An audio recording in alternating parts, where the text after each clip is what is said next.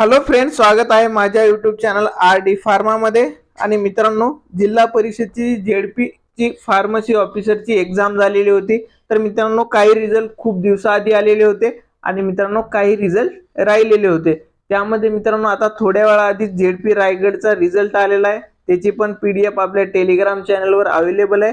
आणि मित्रांनो, आता थोड्या वेळा आधीच जिल्हा परिषद बीडचे जे फार्मसी ऑफिसरची एक्झाम झाली होती त्याचा रिझल्ट पण आलेला आहे।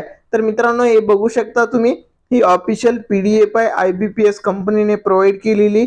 इथे बघू शकता Zilla Parishad government of Maharashtra exam date इथे दिलेली आहे।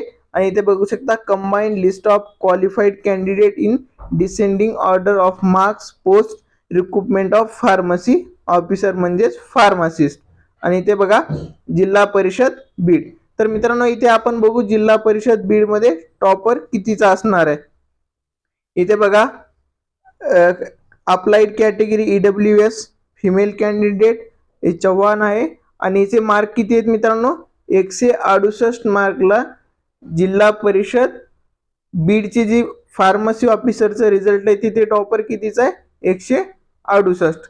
तर मित्रांनो, आता तुम्हाला काय करायचंय, जे जिल्हा परिषद बीडची जाहिरात होती, ऑफिशियल नोटिफिकेशन होतं वॅकन्सी मॅट्रिक्स, ते तुम्हाला चेक करायचे। त्यामध्ये मित्रांनो कॅटेगरी वाईज किती वॅकन्सी होत्या, तुमची रँक किती आहे आणि तुमचं सिलेक्शन होईल का नाही त्याबद्दल कॅल्क्युलेट करायचंय। आणि ते कॅल्क्युलेशन झाल्याच्या नंतर तुम्हाला वाटत असेल की तुमचं सिलेक्शन होऊ शकतं किंवा तुमच्या आधी एक स्टुडंट असेल वेटिंग लिस्ट मध्ये, तुम्ही येऊ शकता।